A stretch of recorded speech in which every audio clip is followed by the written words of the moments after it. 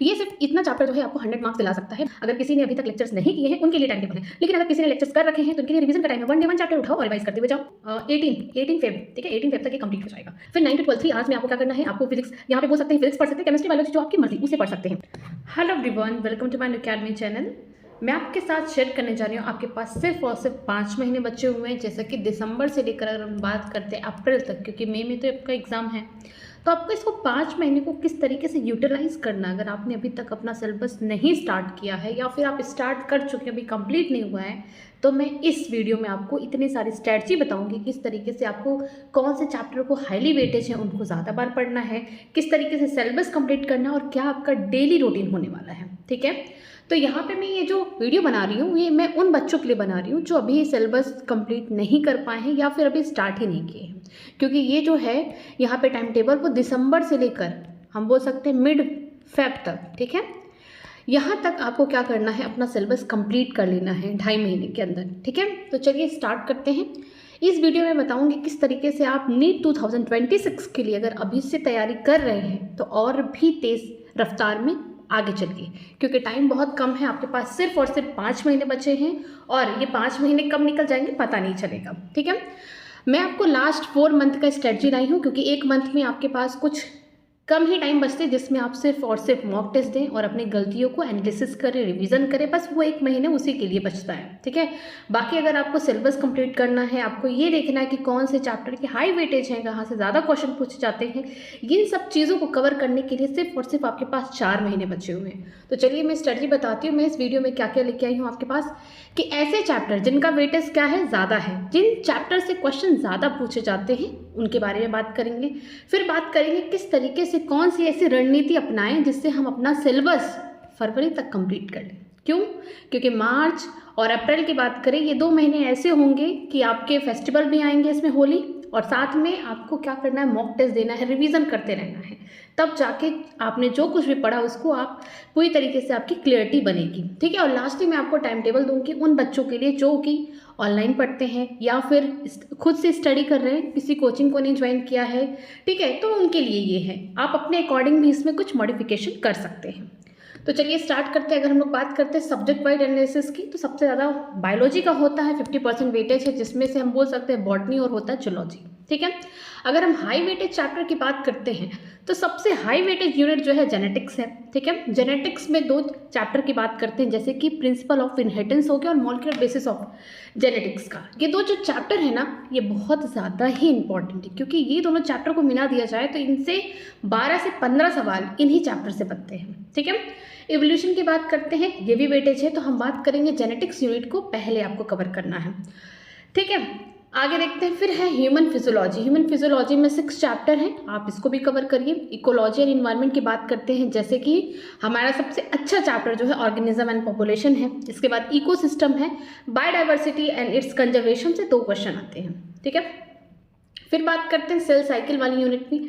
जो सेल है, cell cycle वाला जो चैप्टर है उससे हर बार 3 से 4 सवाल आते हैं। स्पेशली अगर हम बात करते हैं मियोसिस फर्स्ट की, और उसका पहला फेज जो है प्रोफेज फर्स्ट, उससे हर बार सवाल आते हैं, तो उसको ज़रूर करिएगा। सेल यूनिट छोटा है, ज़्यादा बड़ा नहीं है, बट हाँ हाई वेटेज है इसमें। ठीक है, फिर बात करते हैं प्लांट फिजियोलॉजी का। इनका वेटेज भी अब बढ़ चुका है, क्योंकि 2 चैप्टर ऑलरेडी डिलीट हो चुके हैं। अब जो बचे हुए 3 चैप्टर है, specially photosynthesis in higher plant हो गया, रिस्पायरेशन इन प्लांट हो गया, और हार्मोन पीजीआर वाला जो चैप्टर है उससे हर बार क्वेश्चन आते हैं। आपको पीजीआर जो भी प्लांट ग्रोथ रेगुलेटर हैं उनके बारे में, उनके फंक्शन किस तरीके से काम कर रहे हैं, ठीक है, उनकी एक्टिविटीज़ के बारे में आपको सब कुछ आना चाहिए। अब बात करते हैं फिजिक्स के बारे में। सबको डर लगता है, बट हाँ, फिजिक्स को ईजिली अगर आप चाहते हैं 100 मार्क्स गेन करना, मैं अगर आपको शॉर्टकट बताती हूँ, 180 में से अगर आप चाहते हैं 100 नंबर पाना, तो ये सारे चैप्टर अगर आप कवर करते हैं तो आपके 100 मार्क्स पक्का कन्फर्म है। जैसे कि बात करते हैं मॉडर्न फिजिक्स में, जिसमें चैप्टर आते हैं dual nature of radiation and matter. इससे 2 या 3 सवाल आ जाते हैं, बहुत ईजी है, और ये चैप्टर अगर आप पढ़ते हैं तो आपने समझ लिए क्लास 11th का केमिस्ट्री का चैप्टर 2 है स्ट्रक्चर ऑफ एटम, उसको कवर कर लिया। ठीक है, एटम हो गए, न्यूक्लियाई हो गए, छोटे छोटे चैप्टर हैं, बट हाँ अगर आप इनको कवर करते हैं तो आपके 2-3 सवाल सही हो जाएंगे।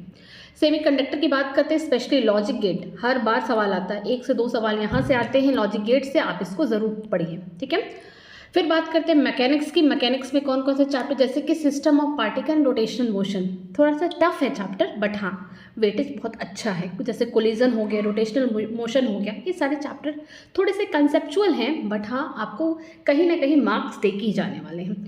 फिर बात करते हैं वर्क एनर्जी एंड पावर। ठीक है, चैप्टर बहुत इजी है, आपको कंजर्वेशन ऑफ एनर्जी लगाते रहना है इस चैप्टर में और आपका सारे आंसर आ जाएंगे। बट हाँ कहना आसान है, जब तक आप खुद से नहीं पढ़ेंगे, खुद से प्रैक्टिस नहीं करेंगे और खुद से रिवाइज नहीं करेंगे तब तक कोई चीज़ आसान नहीं हो सकती है। ठीक है, फिर बात करते हैं क्लास 12 में, जैसे कि इलेक्ट्रोस्टैटिक और करंट इलेक्ट्रिसिटी, पहले के 3 चैप्टर स्टार्टिंग के। ठीक है, जिसमें आपको कैपेसिटेंस के बारे में पढ़ना है। करंट इलेक्ट्रिसिटी एक ऐसा अकेला चैप्टर है जिससे 4 से 5 सवाल आ जाते हैं नीट में, तो आप उसको भी कवर करिए।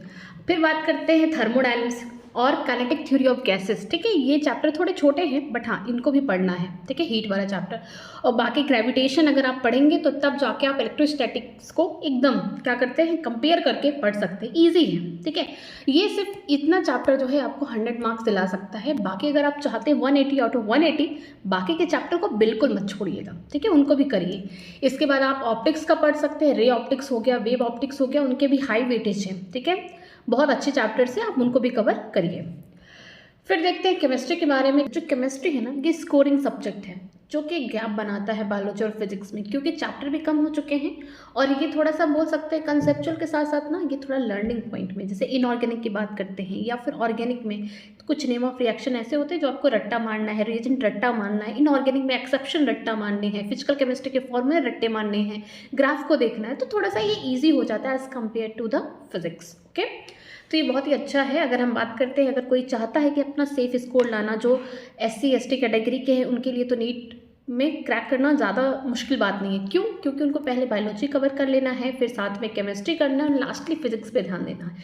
लेकिन जो जनरल कैटेगरी के लोग हैं, OBC की बात करती हूँ मैं, तो उनके लिए क्या करना है, सबसे पहले आपका बायोलॉजी स्ट्रॉन्ग होना चाहिए, केमिस्ट्री ऑन द पूरा आपके एकदम ग्रिप में होना चाहिए, एंड देन फिजिक्स को आप एकदम 100% अपना पूरा फुल दीजिए, क्योंकि पता नहीं क्वेश्चन कहाँ से आ रहे हैं, लेकिन अगर आप पूरी तरीके से अपना प्रैक्टिस कर रहेंगे, पूरा आपको फॉर्मूला शीट बना के रखा है, सब कुछ आपने रिवाइज कर रखा है, चैप्टर अच्छे से पढ़ा है, तो ज़रूर आपका सिलेक्शन हो जाएगा।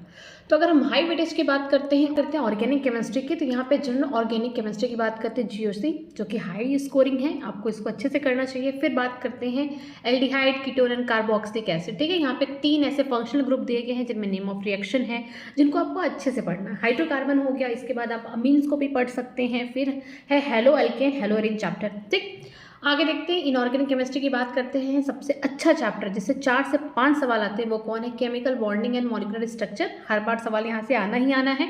कोऑर्डिनेशन कंपाउंड की बात करते हैं, ये भी बहुत इंपॉर्टेंट चैप्टर हो चुका है। P ब्लॉक और DF ब्लॉक बहुत ज़्यादा इंपॉर्टेंट है, क्योंकि इनऑर्गेनिक केमिस्ट्री के चैप्टर्स बहुत ही कम हैं, इसलिए आपको पूरा चैप्टर्स पे फोकस देना है। ठीक है, बात करते हैं फिजिकल केमिस्ट्री की, तो फिजिकल केमिस्ट्री के भी सारे चैप्टर इंपॉर्टेंट है, बट अगर हाई वेटेज की बात किया जाए तो एक्वेरियम है, जो कि केमिकल और आयनिक दोनों इंपॉर्टेंट है।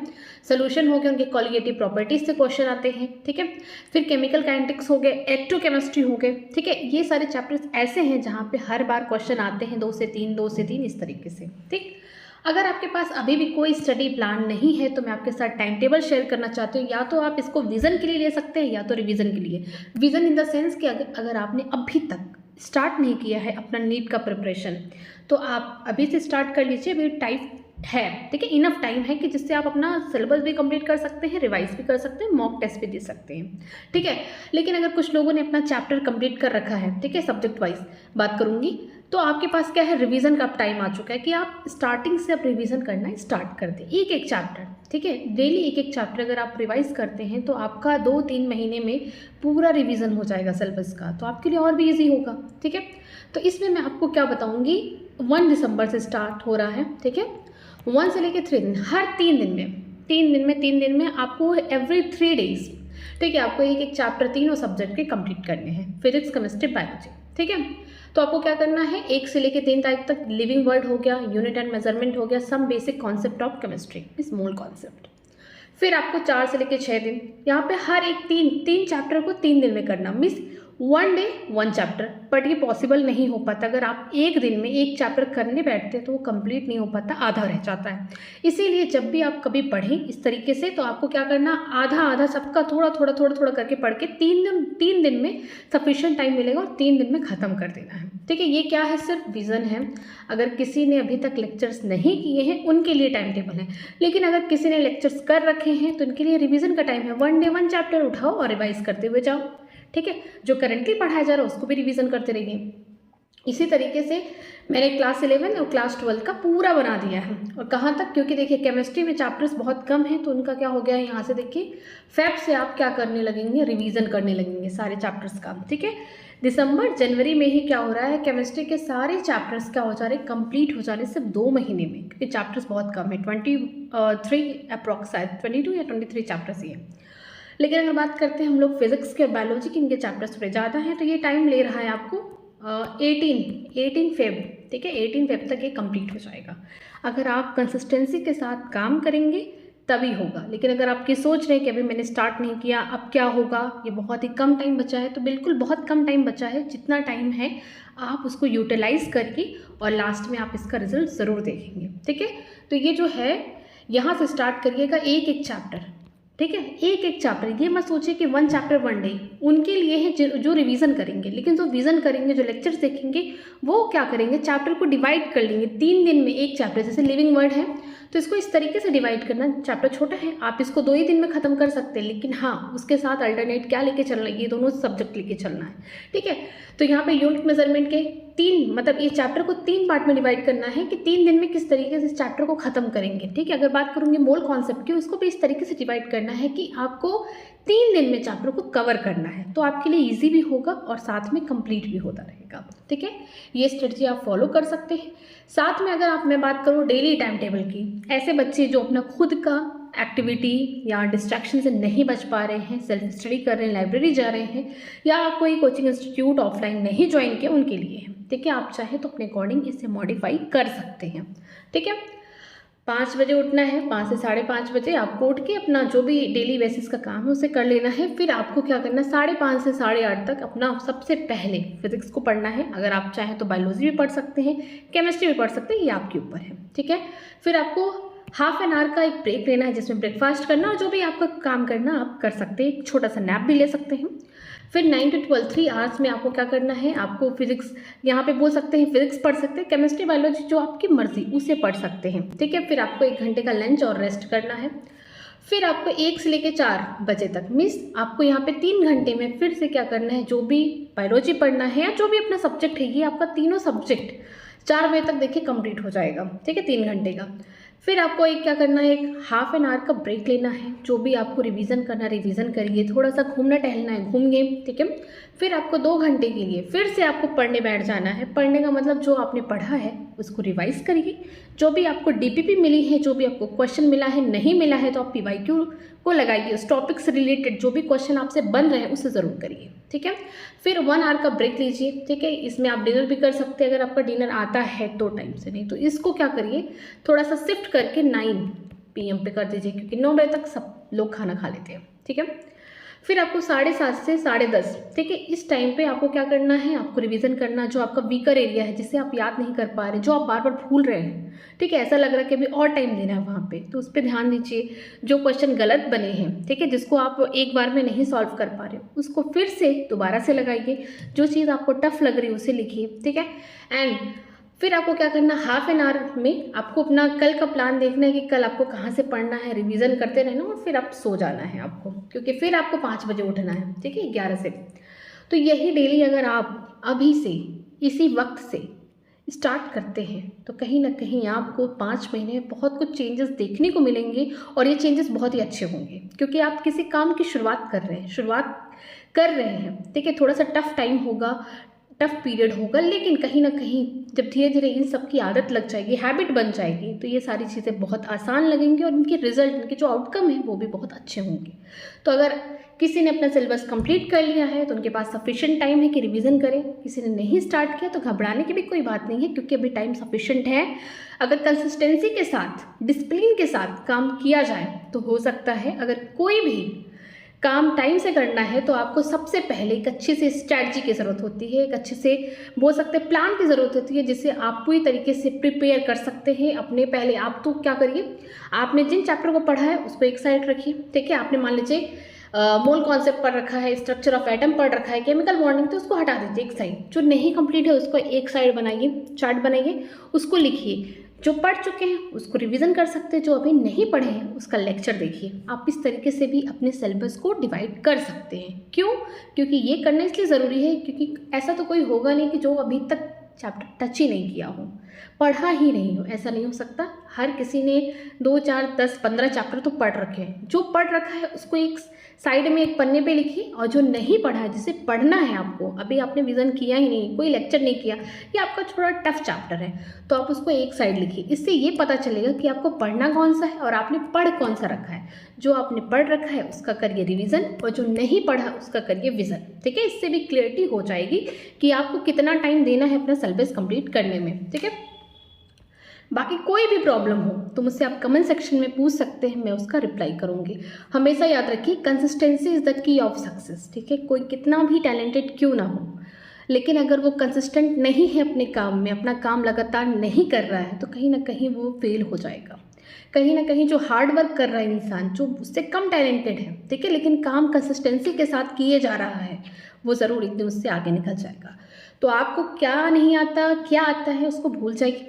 अगर आपने काम शुरू कर दिया है तो उसको कंसिस्टेंसी के साथ नीट एग्ज़ाम तक करते रहिए। देखिए आपकी यहाँ पे गलती क्या है, मिस्टेक्स क्या है, उसको एनालिसिस करिए, इम्प्रूव करिए, ठीक है।